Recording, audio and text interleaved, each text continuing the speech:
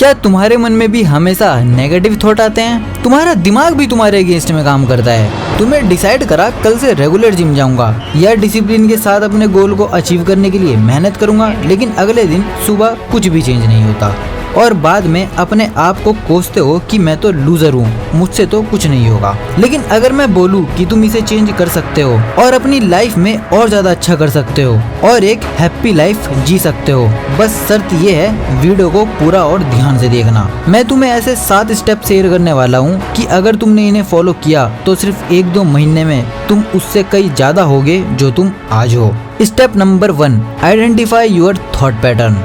हमारे दिमाग में एक दिन में 7000 थॉट आते हैं। क्योंकि ये सबकॉन्शियस लेवल पर आते हैं इसलिए हमें इनका पता नहीं लगता। और इसमें प्रॉब्लम ये है कि इसमें बहुत से थॉट नेगेटिव भी होते हैं। मैं ये नहीं कर सकता, मुझसे तो होगा ही नहीं, मैं तो लूजर हूँ। ऐसे ही कुछ नेगेटिव थॉट हमारे दिमाग में आ जाते हैं जो हमें फील भी होते हैं। जैसे तुमने कोई यूट्यूब वीडियो बनाई और वो अच्छे से नहीं चली, तभी तुम्हारे दिमाग में आ जाता है मैं तो लूजर हूँ, मुझसे ये नहीं होगा। लेकिन अगर तुम आइडेंटिफाई करके इसे कहीं पर लिख लो तो ये तुम्हारी लाइफ को चेंज कर सकता है। चलो एक एग्जाम्पल से समझते हैं। स्वाति जो कि एक मार्केटिंग मैनेजर है, लेकिन उसके दिमाग में हमेशा ये आता है कि वो अपने काम को अच्छे से नहीं कर रही है। हमेशा उसके दिमाग में नेगेटिव थॉट ही आते हैं। लेकिन एक दिन वो डिसाइड करती है कि वो अपने थॉट को लिखेगी। अब जब भी उसके दिमाग में कोई नेगेटिव थॉट आता वो उसे लिख देती और वो एक पैटर्न नोटिस करती है कि उसका दिमाग बस खुद की बुराई करने पर ही अटक जाता है। तो जहाँ पर वो अच्छे से काम कर सकती थी वहाँ पर भी उसने सेल्फ डाउट के चक्कर में इस काम को छोड़ दिया या गलत कर दिया। अब क्योंकि उसने पैटर्न समझ लिया तो अब उसके लिए इन चीजों को फिक्स करना ज्यादा बड़ी बात नहीं थी। और उसे फिक्स करना कैसे है ये जानेंगे स्टेप 2 में। Step 2, challenge negative beliefs. अब क्योंकि तुमने अपने नेगेटिव थॉट और बिलीफ को लिख लिया है, अब वक्त है उन्हें चैलेंज करने का। ह्यूमन माइंड फेमिलियर स्टोरी से बहुत प्यार करता है। अब जब तुम खुद को बार बार बोलते हो कि मैं ये नहीं कर सकता तो तुम्हारे दिमाग के लिए ये फेमिलियर हो जाता है, भले ही वो झूठी क्यों ना हो। इसे फिक्स करने के लिए हम CBT कॉग्निटिव बिहेवियर थेरेपी का यूज करेंगे। ये एक साइकोथेरेपी है जो हेल्प करती है अपने नेगेटिव और अनहेल्पफुल थॉट को चेंज करने में। स्टडीज बताती है कि CBT से 50% एंजाइटी कम हो सकती है। जब भी तुम्हारे मन में नेगेटिव थॉट आते हैं जैसे I am a loser, I can't do, I am failure, तब तुम खुद से पूछो what is the evidence of this. आखिर इसका सबूत क्या है? क्या सबूत है मैं लूजर हूँ? क्या सबूत है मैं ये नहीं कर सकता? और इन सब को लिख लो। तब तुम हैरान हो जाओगे कि तुम कितनी बार गलत होते हो। जो चीज एक्चुअली में तुम बहुत आराम से कर सकते थे तुम उसे नहीं कर रहे थे क्योंकि पहले ही तुम्हारे दिमाग में आ जाता था कि मैं ये नहीं कर सकता। जबकि एक्चुअल में इंसान हर चीज कर सकता है, बस उसके अंदर वो काम करने की आग होनी चाहिए। You not lose until you give up। Step 3, practice positive affirmations. तुमने अपने नेगेटिव थॉट को पहचान भी लिया और उन्हें चैलेंज भी कर लिया। अब टाइम आता है पॉजिटिविटी का बीज बोने का, जिसके लिए हम इस्तेमाल करेंगे एफर्मेशंस। रिसर्च दिखाती है एफर्मेशंस ब्रेन के रिवॉर्ड सिस्टम को एक्टिव कर देती है, जिससे तुम्हें और ज्यादा कॉन्फिडेंस फील होता है। एफर्मेशन का मतलब होता है पॉजिटिव सेंटेंस, जैसे I am confident and capable, I can do, nothing is impossible for me. Muhammad Ali एक बॉक्सिंग लेजेंड, वो भी एफर्मेशन का यूज करते थे और चैंपियन बनने के बाद भी वो आई एम द ग्रेटेस्ट जैसे सेंटेंस का यूज करते थे। I am the greatest। Jim Carrey 1990 में वो अपने एक्टिंग करियर में स्ट्रगल कर रहे थे और तब उन्होंने खुद के लिए एक $10 मिलियन का चेक लिखा और उसे 1995 के लिए शेड्यूल किया। गेस व्हाट, 1995 में उन्होंने डंप एंड डंपर नाम की मूवी में एक्टिंग की और उन्हें एग्जैक्टली $10 मिलियन मिले। ये छोटे छोटे स्टेप जो कि शायद तुम्हें ज्यादा इम्पोर्टेंट ना लगते हो, लेकिन ये छोटे छोटी आदत ही लॉन्ग टर्म में तुम्हारी लाइफ को चेंज कर देती है। Step number 4, visualise success. वैसे तो हमारे माइंड बहुत तेज होता है, लेकिन ये इमेजिनेशन और रियलिटी में फर्क नहीं कर पाता। न्यूरोसाइंटिस्ट इसे मेंटल रिहर्सल कहते हैं। यूनिवर्सिटी ऑफ शिकागो ने बास्केटबॉल प्लेयर पर स्टडी करा, जिसमें पता लगा जिन प्लेयर ने फ्री थ्रो को विजुअलाइज करा था उनमें 19% का इम्प्रूवमेंट देखने को मिला और जिन्होंने फिजिकली प्रैक्टिस करी थी उसमें 20% का इम्प्रूवमेंट देखने को मिला।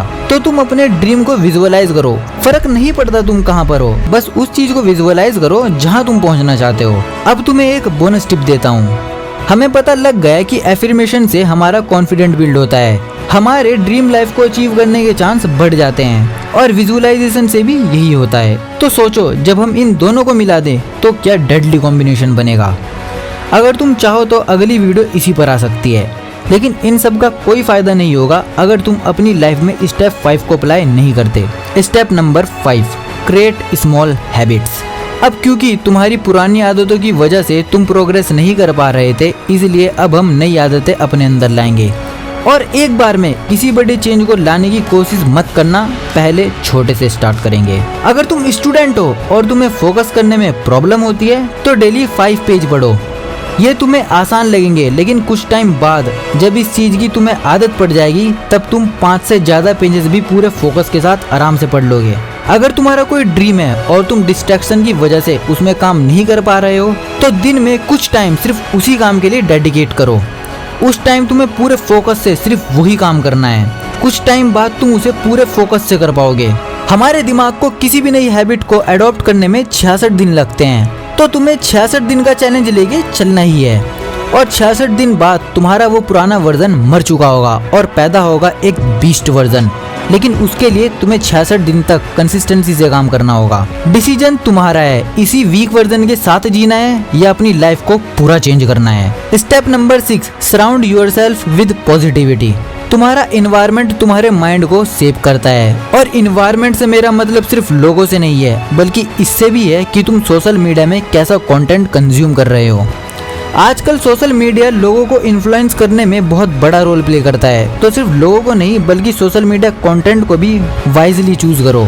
और जो लोग नेगेटिव बातें करते हैं तो ट्राई करो उनसे ज़्यादा ना मिलो। नेगेटिव से मतलब ये नहीं है आपका फ्रेंड आपके साथ अपनी प्रॉब्लम डिस्कस कर रहा है तो उसके साथ मत रहो, नहीं, मेरा मतलब है जो इंसान तुम्हें गलत चीज़ें सिखा रहा है, जो इंसान तुम्हें नशे सिखा रहा है, उनसे दूर रहो।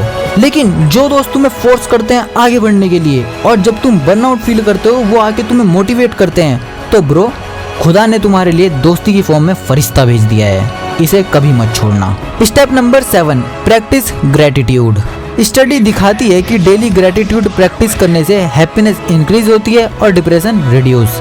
दिन में तुम्हारे साथ कुछ भी हुआ हो, वो बुरा हो या अच्छा, लेकिन दिन के लास्ट में तुम्हें बस वो याद करना है जो आज के दिन में अच्छा हुआ था। इसे लिखना है या बस माइंड में सोचना है और उसके लिए थैंकफुल फील करना है। वो कुछ भी हो सकता है। पता है पूरी दुनिया में 73 करोड़ लोग भूखे सोते हैं, और अगर तुमने खाना खाया है मतलब तुम उन 73 करोड़ लोगों में नहीं हो। ये वजह काफ़ी नहीं है तुम्हारे थैंकफुल होने की, ये इसलिए ज़रूरी है क्या कि तुम्हारे माइंड में नेगेटिव चीज़ें ज़्यादा टाइम तक ना रहे। तो ये 7 पॉइंट्स है जिससे तुम अपने माइंड को रिस्टार्ट कर सकते हो और सारी बेकार की चीज़ों को छोड़कर एक मीनिंगफुल लाइफ जी सकते हो। तुम्हारे माइंड को अपने हिसाब से चलाओ और ये होगा इन 7 स्टेप को फॉलो करके। और अगर तुम ये स्टेप फॉलो करने वाले हो तो जाके कमेंट करो रेडी। मैं भी देखना चाहता हूँ कितने लोग अपनी लाइफ चेंज करने के लिए रेडी हैं। और तुम्हें वीडियो हेल्पफुल लगी हो तो थम्स अप दे देना और सब्सक्राइब कर लेना, क्योंकि इस चैनल का मोटिव है लोगों को ग्रो करने में हेल्प करना। Now meet again in another video. Thanks for watching.